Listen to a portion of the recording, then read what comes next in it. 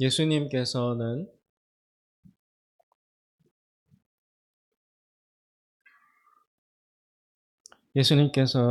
그동안의 여러 사역을 통해서 이제 매우 유명한 사람이 되었습니다. 가는 곳마다 여러 가지 기적을 베푸시고 또 치유를 일으키시고, 그리고 기존에 사람들이 알던 것과는 다른 내용을 가르치심으로써 온 이스라엘 사람들의 주목을 받는 그런 아주 유명한 존재가 되셨습니다. 그러던 중에 초막절이라는 유대인의 큰 명절이 다가오게 되었습니다. 그때에는 모든 사람들이 예루살렘에 있는 성전에 가서 하나님께 제사를 드리는 것이 중요한 절차였습니다. 상식적으로 보면 예수님도 당연히 초막절에 예루살렘에 가야만 합니다. 특별히 지금 예수님은 전국적으로 유명한 존재가 되었기에 이 초막절에 예수님께서 예루살렘에 나타나시면 아마 엄청난 주목을 받게 될 것이 예상되었습니다. 사람들은 소문으로만 듣던 그 예수가 초막절에 예루살렘에 오지 않겠는가, 그러면 나도 그 예수를 한번 봐야 되겠다라는 기대로 가득하게 되었습니다. 이처럼 예수님께서 주목받는 존재가 되심에 따라 예수님의 동생들이 자신들의 형인 예수님에 대한 기대가 생겨나게 되었습니다. 형이 세상에서 출세하고 높은 자리에 오르고 그리고 인기와 권력을 얻게 되면, 그러면 자신들에게도 어떤 유익이 돌아오지 않을까라는 기대가 생긴 것입니다. 이스라엘 북쪽 지역의 갈릴리 호수 주변에 살던 가난한 어부들, 아니면 일용직 목수로 살아가고 있던 예수님의 가정과 그 동생들, 이 비난한 가정의 배경으로 볼 때 이렇다 할 재산도 권력도 가문의 명예도 없이, 그리고 미래에 대한 어떤 희망도 없이 살아가던 그 동생들의 입장에서 볼 때 자신들의 형이 그렇게 유명한 사람이 되고 능력과 권세가 대단한 존재가 되어가는 것을 볼 때, 이 형을 통해서 우리들의 운명도 바꿀 수 있지 않을까? 만약 형이 정말 전국적 인물이 되고 아주 권세 있는 자리에 오르게 된다면 형을 통해서 우리들의 삶도 달라질 수 있지 않을까라는 여러 희망적 기대를 동생들이 품게 된 것이었습니다. 그 동생들의 입장에서도 이번 초막절 때 예수님이 예루살렘에 가셔서 어떤 획을 긋는 그런 분기점이 되지 않을까 큰 기대를 가지고 있었습니다. 그런데 그런 기준으로 볼 때 이 형님인 예수님께서 아주 이상하게 행동을 하고 있는 것을 보게 되었습니다. 빨리 나가서 더 큰 도시, 즉 이스라엘의 중심부인 남쪽 유대 지방, 그 중에서도 예루살렘, 거기에 진출해서 더 많은 사람들을 만나고 더 큰 이적들을 행하고 함으로써 사람들이 더 따르게 하고 더 세력이 형성되고, 그래서 예수님의 존재를 훨씬 더 부각시켜야만 하는데, 한시가 급한데 정반대로 예수님께서는 지금 사람들을 피하고 있고 밖에 나가려 하지 않고 그런 모습을 보이고 있는 것입니다. 그리고 그 예수님의 행동을 볼 때 이번 초막절에도 예루살렘에 가지 않을 것 같은 그런 분위기가 감지되게 된 것입니다. 그래서 동생들이 꾹꾹 참고 있다가 지켜보고 있다가 답답해서 더 이상 참지 못하고 동생들이 형 예수님에게 입을 열었습니다. 왜 그렇게 행동하느냐? 지금까지 잘 해왔는데 여기서 한 번 더 힘을 쏟아야 하는 것 아닌가? 머리가 안 돌아가느냐? 지금이 기회인데 왜 밖에 안 나가고 오히려 사람들을 피해 다니고 그리고 초막절에 갈 것 같지 않은 왜 그렇게 행동하느냐라고 동생들이 답답해서 예수님에게 질문을 하고 타박을 한 것입니다. 빨리 밖으로 나가라.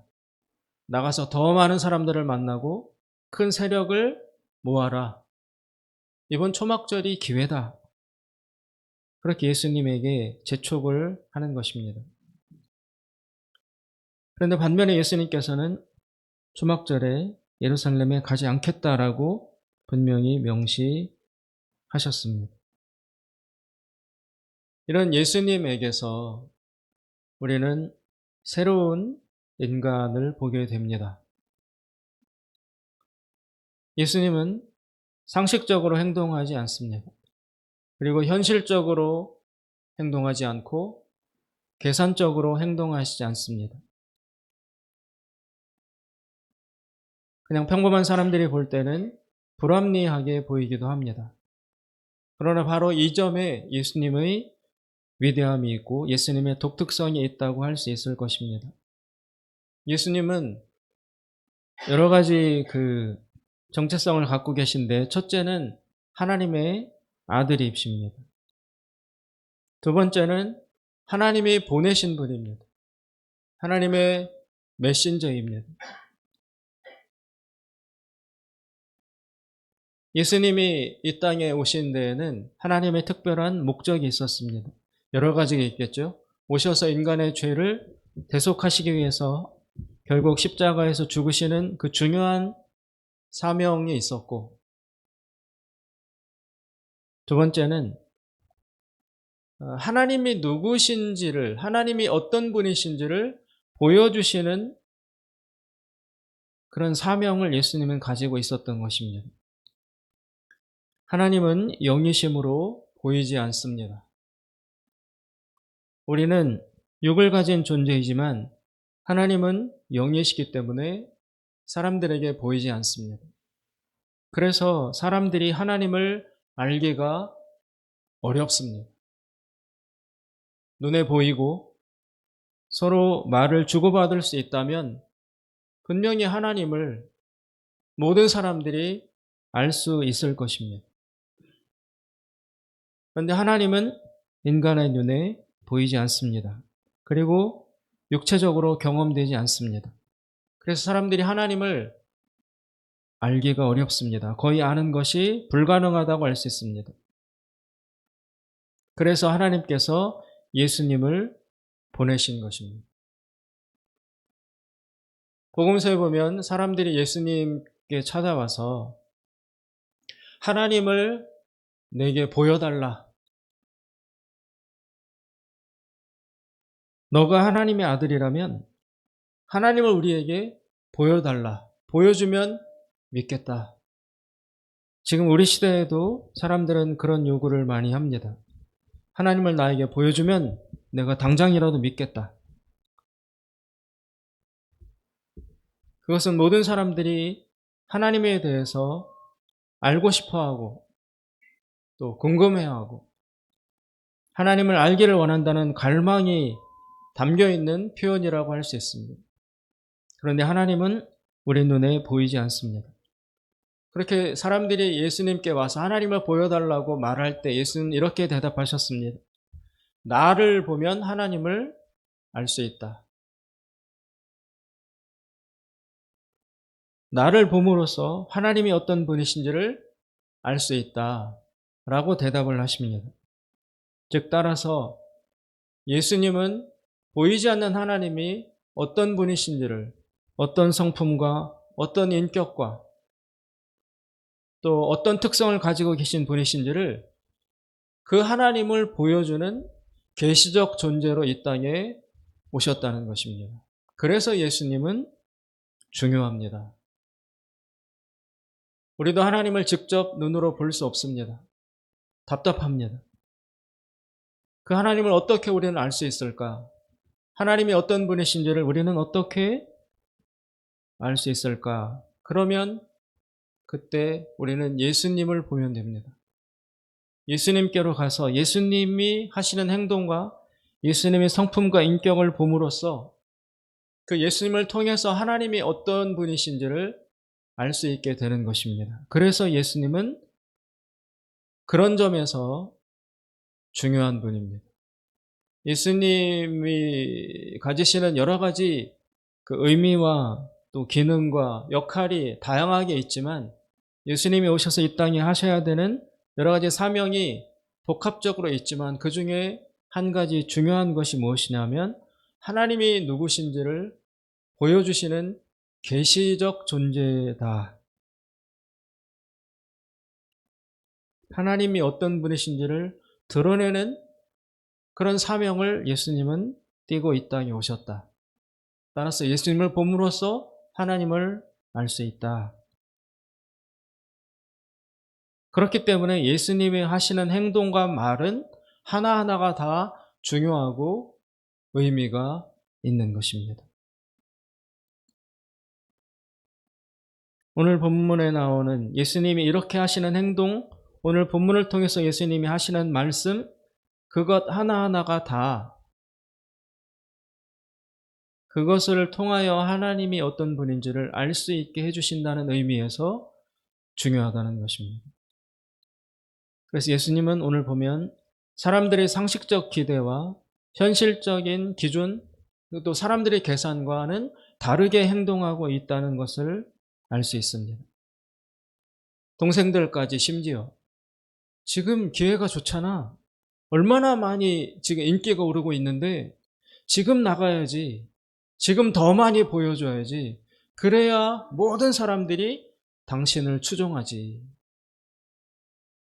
그러니까 밖으로 빨리 나가십시오. 집에만 머물러 있지 말고 가능하면 밖에 나가서 사람들을 많이 만나고 사람들에게 자신을 많이 선전하고 그래야 됩니다. 이번 초막절 얼마나 좋은 기회입니까? 수많은 사람들이 예루살렘에 모이는데 그때 나가서 연설을 한번 한다면, 그때 한번 나가서 기적을 한번 일으킨다면 아직 예수님 당신을 따르고 있지 않던 사람들까지 모두 예수님 당신의 팬이 될 것입니다. 그러니 나가십시오 라고 예수님에게 요청을 하지만 예수님은 안 나갑니다. 예루살렘에 가려 하시지 않습니다. 사람들의 기대와 동생들의 기대와는 전혀 다른 행동을 지금 예수님은 하고 계신 것입니다. 그래서 예수님은 이 행동이 갖는 의미를 우리는 주목해 봐야 하는 것입니다. 또 세 번째, 예수님의 존재와 정체성이 갖는 중요한 기능은 예수님은 우리와 같은 하나님의 백성들이 따라가야 하는 어떤 삶의 모델, 삶의 모범과 기준이 된다는 점입니다. 하나님의 백성들인 우리가 어떻게 살아야 하는지 그것을 바로 예수님께서 보여주시고 있다는 것입니다. 그래서 우리 살아가는 삶의 기준과 방향을 예수님이 제시하고 있다. 그런 면에서 예수님이 하시는 행동과 말씀은 우리에게 큰 중요성을 갖는다라고 할 수 있습니다. 예수님은 이처럼 세상과 다르게 행동하고 계십니다. 그런데 예수님께서 이렇게 세상과 다르게 사람들의 상식적 기대와 다르게 행동하는 데에는 나름의 이유가 분명히 있습니다. 그는 세상 사람들과 다릅니다. 오늘 18절에 보시면 예수님께서 왜 그렇게 행동하시는지 이유가 나오고 있습니다. 18절에 보시면 스스로 말하는 자는 자기 영광만 구하되 보내신 이의 영광을 구하는 자는 참되니 그 속에 불의가 없느니라. 세상에는 두 종류의 사람들이 있다. 첫째, 자기의 영광을 구하는 자들이 있고, 두 번째, 보내신 자의 영광을 구하는 자들이 있다는 것입니다. 자기의 영광을 구하는 사람들은 바로 세상 사람들입니다. 이들은 자기중심적입니다. 철저히 자신의 유익을 구합니다. 자기가 주인입니다. 나를 위해서, 내 성공을 위해서, 나의 명예를 위해서, 나의 물질과 부를 위해서 철저히 자신이 목적이고 자신이 주인입니다. 그런 기준을 가지고 계산을 합니다. 생각을 하고 판단을 하고 행동을 합니다. 그러나 오늘 예수님을 통해서 보여주는 새로운 사람들, 새로운 유형의 사람들은 자기 영광을 구하지 않고 하나님의 영광을 구하고 있습니다. 이들의 생각과 판단과 삶은 하나님 중심적입니다. 내가 주인이 아니라 하나님이 주인이시다. 내 뜻이 아니라 하나님의 뜻이 궁극적으로 중요하다. 내 삶의 목표는 나의 성공, 나의 영광이 아니라 하나님의 영광이 되어야 한다라는 가치관으로 살아가는 사람들이고, 바로 그런 사람들의 가장 앞서서 나아가시는 모델과 모범이 오늘 예수님이시라는 것입니다. 우리는 하나님의 백성들로서, 예수님의 제자들로서 바로 이 예수님이 보여주시는 모범을 따라 이 세상을 살아가야 할 것입니다. 우리는 본능적으로 자신의 영광을 구하게 되어 있습니다. 누군들 안 그렇겠습니까? 나의 안전을 추구하고, 나의 이익을 추구하고, 나에게 도움이 되는 것들을 따라가는 모든 사람들이 그렇게 살아가게 되어 있습니다. 그것이 본능입니다. 그리고 그것이 틀렸다는 생각도 하지 않습니다. 그러나 성경을 기준으로 보면 그렇게 살아가는 삶이 가장 위험하다고 말씀하고 있습니다. 그렇게 살아가는 삶이 가장 어리석다고 말씀하고 있습니다. 이것은 믿음을 가지지 않으면, 그리고 성경의 기초에서 살아가겠다는 결단을 하지 않으면 결코 깨달을 수 없는 내용입니다. 태어날 때부터 나를 위해서, 나의 영광을 위해서, 나의 유익을 위해서 살아가는 것이 인간의 본능이기에 이것 자체가 잘못되어 있다라고 아무도 생각할 수 없습니다. 아무도 반성하지 않습니다. 모든 개인들도 그렇게 살고, 모든 국가들도 자기 나라의 유익과 영광을 위해서 살아가고, 자기 나라의 영광을 위해서 심지어 다른 나라를 침범하기도 하고 전쟁도 일으키고, 기업들도 내가 속한 기업의 성공을 위해서 다른 기업들과 경쟁하고, 그리고 이기면 좋아하고, 지금 세상은 그렇게 살아가고 있지 않습니까? 만인이 만인을 향해서 경쟁하고 있습니다. 심지어 어린아이들도 경쟁합니다.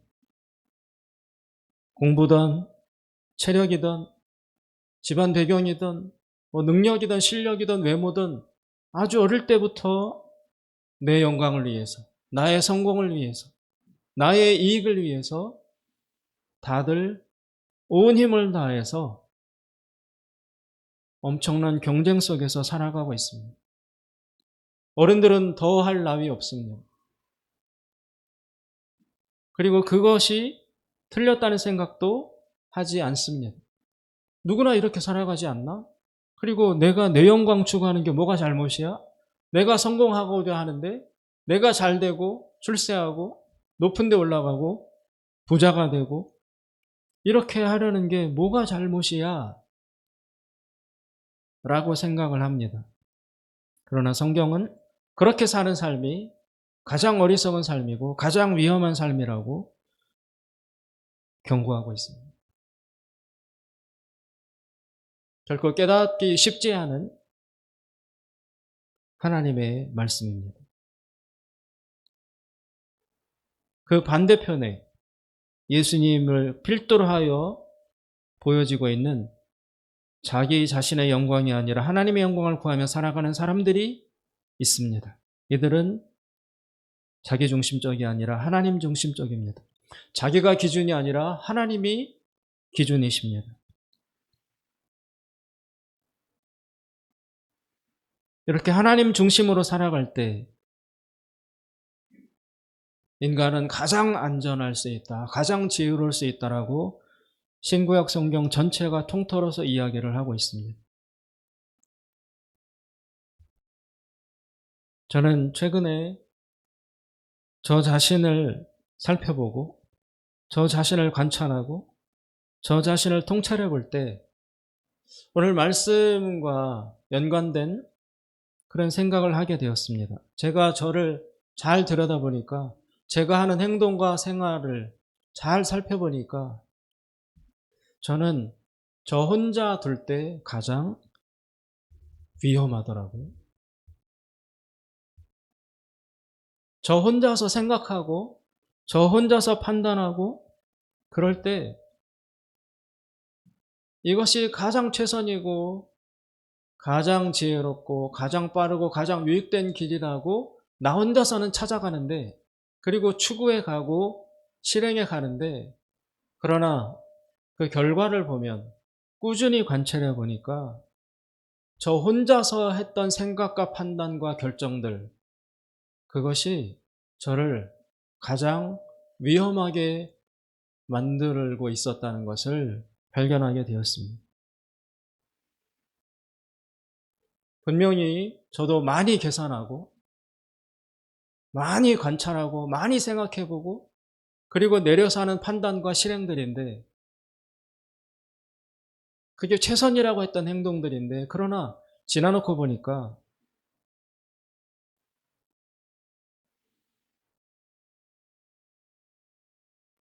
가장 위험한 행동들을 하고 있었다는 것을 발견하게 되었습니다. 그렇게 생각하며 결론에 가보니까 이 세상에 내 자신이 나에게 가장 위험하구나.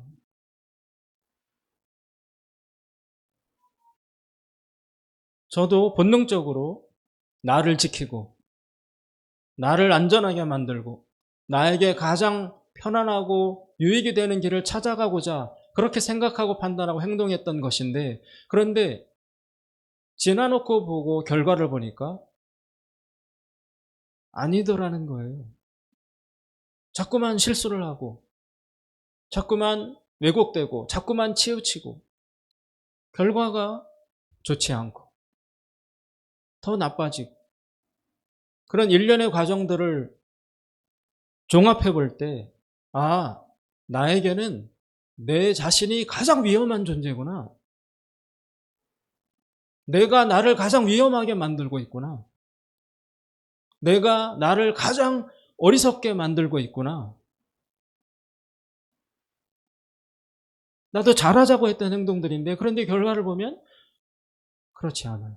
오히려 저를 위험하게 만들고 위태롭게 만드는 그런 결과들이 나타나는 것을 볼 때 나는 다른 사람이 위험하다고 나 아닌 다른 세력과 다른 판단과 다른 세력들이 다른 사람들이 나를 위험하게 만든다고 그들을 경계하며 나를 지키고자 혼자서 안전하게 최대한 안전한 길을 찾아간다고 스스로 가장 지혜를 많이 동원해서 생각하고 판단하고 행동했던 것인데 그런데 다른 사람들이 위험했던 게 아니라 제 자신이 저에게 가장 위험한 존재였어요. 누구보다 저 자신을 망치는 사람이 바로 저 자신이었다는 것을 관찰하게 됩니다. 그래서 제가 혼자 하는 생각과 판단 이런 것들이 다 이를 그르치고 있다는 것을 보게 됩니다. 그 결과 저 혼자 내리는 생각과 판단 그것은 철저히 죄와 어리석음에 물들어 있다는 것을 알게 되었습니다. 거기에다가 또 하나 악한 세력, 사탄과 마귀, 눈에 보이진 않지만 그런 세력들이 교묘하게 나도 분별되지 않는 과정을 통해서 저희 생각에 영향력을 끼치고 유혹의 덫을 놓고 교묘하게 포장된 좋아 보이는 길, 아름다워 보이는 길, 성공할 것 같은 길을 저도 분별할 수 없는 과정과 외모를 통해서 저희 생각 속에 그런 것들을 집어넣고, 그래서 저 혼자서 원래 어리석은데 죄로 물들어 있는데 거기에다 가중해서 마귀와 사탄이 더 악한 길이지만, 망할 길이지만 그러나 아주 성공하고 안전한 길인 것처럼 포장해서 제시되는 유혹도 분별하지 못한 채 그게 좋은 길인 줄 알고 안전한 길인 줄 알고 막 걸어가는 거예요. 막 생각하고 막 판단하고 그리고 그 길을 추구해 나가고, 그런 패턴이 있다는 것을 보게 되었습니다. 이처럼 인간은 자기가 완전한 판단을 내린다고 생각합니다. 그러나 그것은 착각입니다. 어떤 것에도 물들지 않고 오염되지 않은 가장 최선의 길을 나는 판단할 수 있다, 결정할 수 있다, 찾아낼 수 있다라고 생각하지만, 그래서 무수히 많이 계산하고 위험한 것은 피하고 제일 좋은 길, 안전한 길 쪽으로 찾아내고 그것을 이렇게 진행해 나가고 추구해 나가면서 잘 될 줄로 기대하는데 그것은 엄청난 착각입니다. 자기 중심적일수록 어리석어요. 자기 중심적일수록 위험해요.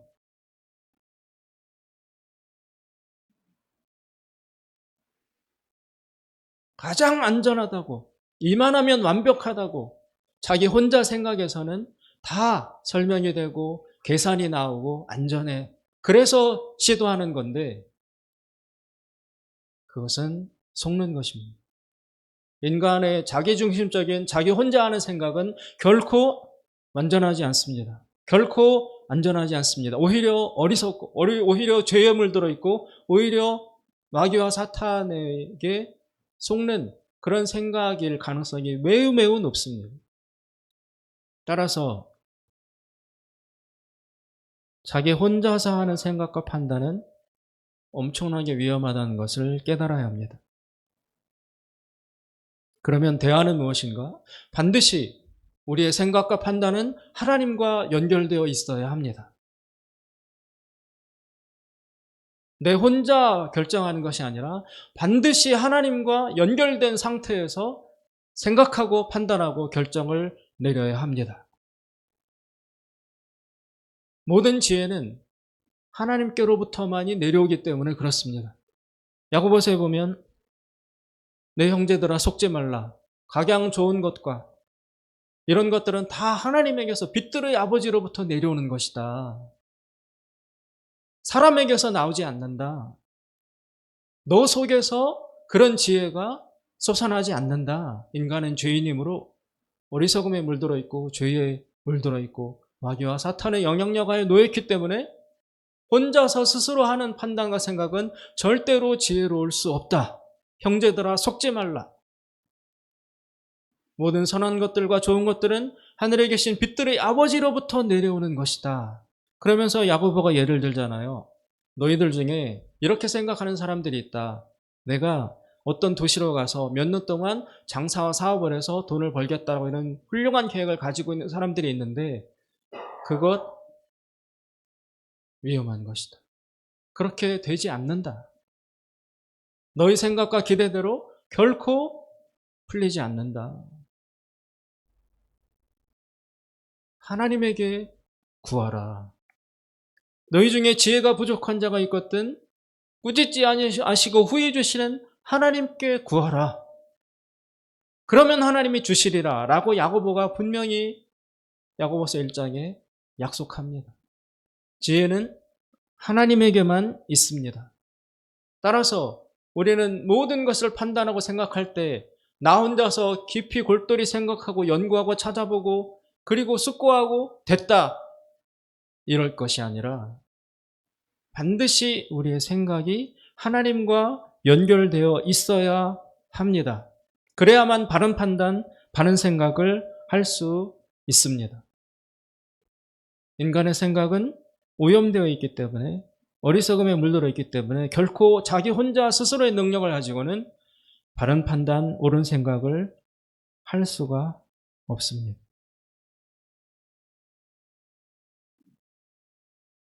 하나님과의 연결 통로가 연결되어 있어야 안전합니다. 그리고 망하지 않습니다. 마태복음 6장 33절에 너희는 그의 나라와 그의 일을 먼저 구하라. 그리하면 이 모든 것을 더하시리라. 그 말씀하기 전에 앞부분에 너희는 무엇을 먹을까 무엇을 입을까 염려하지 말라. 우리는 항상 무엇을 먹을까 무엇을 입을까에 대한 고민과 생각과 계획으로 가득 차 있습니다. 누구나 다 고민하는 문제이고 누구에게나 다 절실한 문제입니다. 누가 그런 문제 앞에 노출되어 있지 않겠습니까? 인간이라면 다 그런 고민을 합니다. 그런데 누구나 다 그런 생각을 하지만 그 다음 단계에서는 둘로 나뉘어진다는 것입니다. 한 사람은 자기 혼자 생각하고 판단하고 연구하고 해서 혼자 결정을 내리는 사람이 있는가 하면 자기 자신을 믿고, 또 한 사람은 자기 자신을 신뢰하지 아니하고 하나님을 신뢰하면서 하나님께 묻고 하나님께 의지하고 하나님이 어떤 생각을 가지고 계신지에 맞추어서 판단과 결정을 내리는 사람들이 있다는 것입니다.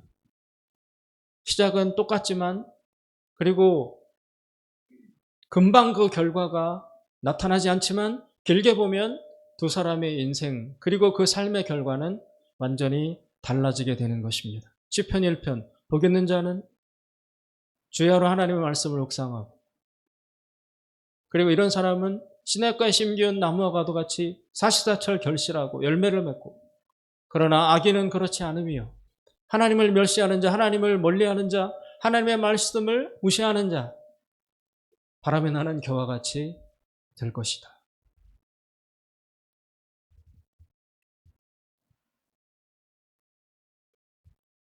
오늘 본문 안에서 예수님의 동생들과 예수님 두 부류가 정반대의 생각과 행동을 보여주고 있습니다. 동생들 똑똑합니다. 아주 현실적입니다. 지혜롭습니다. 그러나 예수님은 그들의 생각대로 행하시지 않습니다. 나는 나대로의 길이 있다. 그 두 부류의 차이는 이 동생들은 자기 영광을 구하는 자들이고 예수님은 하나님의 영광을 구하는 자라는 면에서 큰 차이가 있습니다. 그리고 이 제 동생들은 자기 영광을 구하며 나아가는 자들은 처음에는 잘 되는 것 같지만 궁극적으로 위험합니다. 그리고 어리석음에 빠집니다.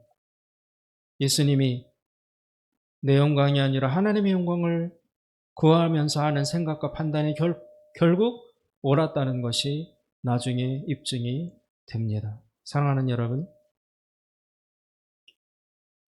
혼자 생각하지 마십시오.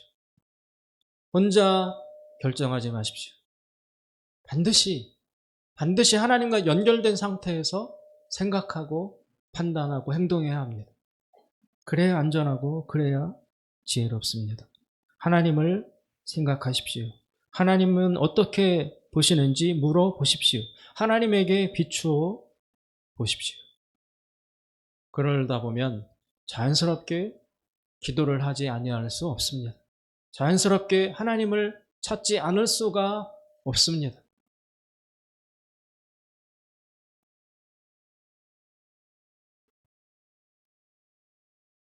하나님과 연결되어 있어야 합니다. 그리고 더 넓게 보면 다른 이웃들과 믿음의 동역자들과도 연결되어 있어야 합니다. 그래야 안전합니다. 그래야 지혜로울 수 있습니다. 결코 고립되어서 하나님과도 관계를 끊고 나를 위해 기도해 줄 수 있는 믿음의 동역자들과도 관계를 끊고 아무와 소통하지 않으면서 나 혼자 판단하고 생각하고 행동하면 어리석음으로 직행하는 것입니다. 오늘 본 말씀 예수님의 이 이해되지 않는 행동, 불합리해 보이는 행동이지만 거기에는 놀라운 지혜와 생명과 구원의 길이 들어 있습니다. 자신의 영광이 아니라 나를 보내신 자, 즉 하나님의 영광을 구하는 것.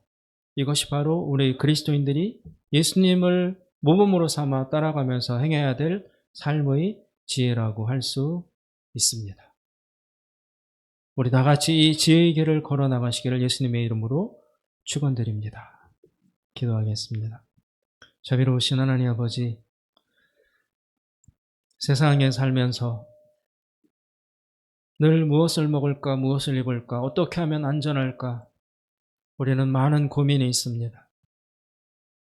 그래서 가장 지혜롭고 가장 안전하고 가장 성공할 수 있는 길을 생각하고 판단해서 행동을 하지만 그러나 뒤돌아보면 그것이 가장 어리석고 위험하고 나 혼자서만 내리는 판단이 얼마나 우리의 기대와 어긋나는지 지난 우리의 인생을 통해서 관찰할 수 있습니다. 하나님 아버지, 하나님과의 연결 통로를 늘 열어놓는 우리가 되게 하여 주시옵소서. 하나님께 물어보고 내 영광이 아니라 하나님의 영광을 추구하며 판단하고 걸어가게 하여 주시옵소서. 예수님의 이름으로 기도드리옵나이다. 아멘. 다 같이 잘해서 일어나셔.